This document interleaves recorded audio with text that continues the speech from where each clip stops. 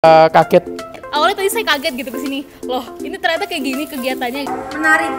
Lebih ke ini sih, salfok. Kita menemukan sesuatu yang sebelumnya belum pernah kita lihat. Saya mikirnya pertama itu pelatihannya dalam bentuk seminar seperti itu. Ternyata wah. Pengalaman baru, kesan baru ya. Wah, tidak hanya sekedar tataran pengetahuan, ya tahu, tapi betul-betul pernah mengalami pengalaman ini ya. Dan memang metode ini yang akan selalu kami pakai dari Green Team untuk pelatihan-pelatihan, karena saya seneng Bapak Ibu sini itu metodenya yuk langsung kerja. Selamat pagi, saya Acil. Sebenarnya saya ini menemani Romo Eko. Romo Eko, beliau adalah koordinator Green Team di Universitas Sanata Dharma. Kemudian hari ini juga kita ikut menemani dan belajar bersama dengan teman-teman dari Kementerian Lingkungan Hidup, Badan Eksekutif Mahasiswa USD. Di kampus saya ditunjuk oleh Romo Rektor untuk membantu teman-teman dalam edukasi bagaimana mengolah sampah, bagaimana merawat bumi rumah kita bersama. Ada teman-teman yang mau membersihkan pantai Samas, lalu mereka minta ada nggak pelatihan, lalu saya bawa mereka ke sini. Ini kami dari Kementerian Sosial Lingkungan Hidup dari BEMU Kampus Sanata Dharma memiliki salah satu proker yaitu dari Sadar Peduli Lingkungan. Monggo kami persilahkan dari pihak Peringgolayan yang akan membimbing teman-teman kita. Jadi pengolahan sampah di Peringgolayan itu hanya salah satu dari kegiatan Tim Pelayanan Keutuhan Ciptaan dan Kelestarian Lingkungan Hidup. Pada awalnya dulu kita memetakan persoalan yang ada di lingkungan gereja, lalu dipilah-pilah, salah satunya ketemu bahwa sampah tidak diolah. Juli 2022 kita memulainya. Kita tidak menyiapkan khusus hanya untuk pengolahan sampah untuk hari ini. Jadi proses di sini pengolahan sampah itu terutama yang pertama dipilah dulu. Kegiatan penanganan sampah itu yang pertama dipilah. Kalau sudah dipilah dari sumbernya, baru kita mau yang laku kita jual. Itu kita ada sedekah rosok per 3 bulan sekali. Sedekah rosok itu digunakan untuk kegiatan siapa ya dari paroki ini yang mau berkegiatan, mereka lah yang ikut bekerja.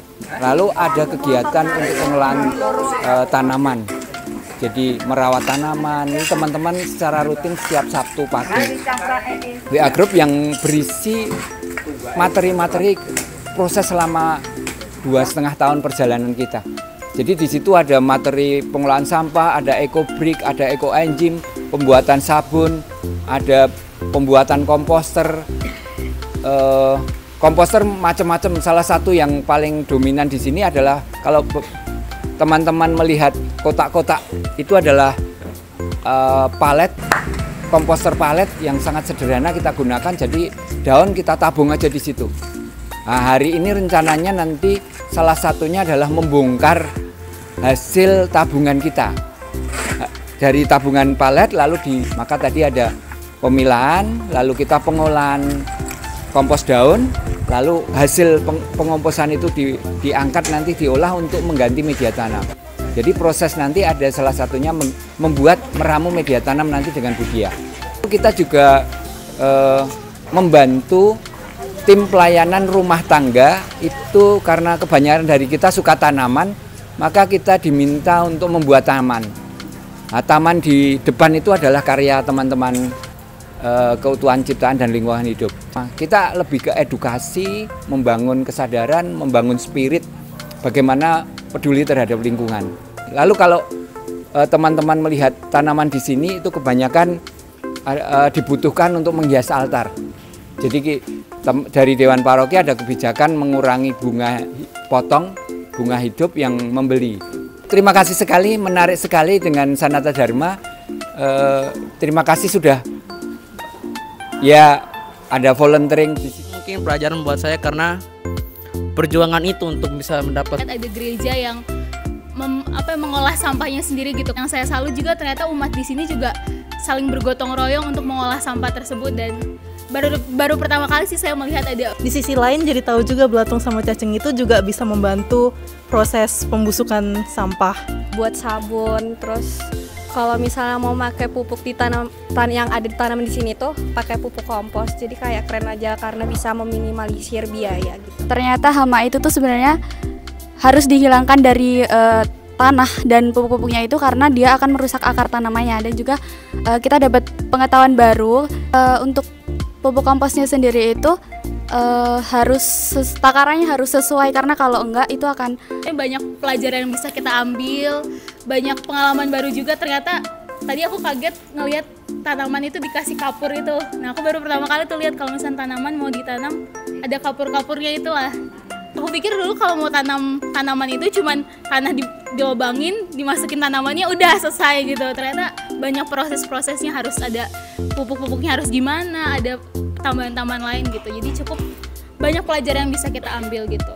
Kalau kayak pengolahan dari berbagai maksudnya kayak dari daun-daunan, terus dari kulit buah tadi ya untuk pembuatan ekoenzim, dan ternyata ekoenzim itu bisa dipakai untuk shampoo anti ketombe juga. Itu kayak kaget, kulit buah bisa dipakai untuk shampoo. Tadi juga tanah itu ternyata itu sih tadi sama kayak Kamelani juga, bahwa ternyata tanah itu harus dikasih ini itu dulu supaya. Aku sih lucu aja gitu loh, kayak ternyata bentuk belatung itu kayak gitu ya. Maggot, ternyata maggot itu bisa jadi serangga juga ya. Itu jadi kayak lucu aja, gemes gitu. Ternyata kulit telur itu ternyata bisa untuk jadi pupuk juga toh. Mungkin bukan manfaat aja untuk kita semua, tapi manfaat juga bagi diri saya sendiri gitu.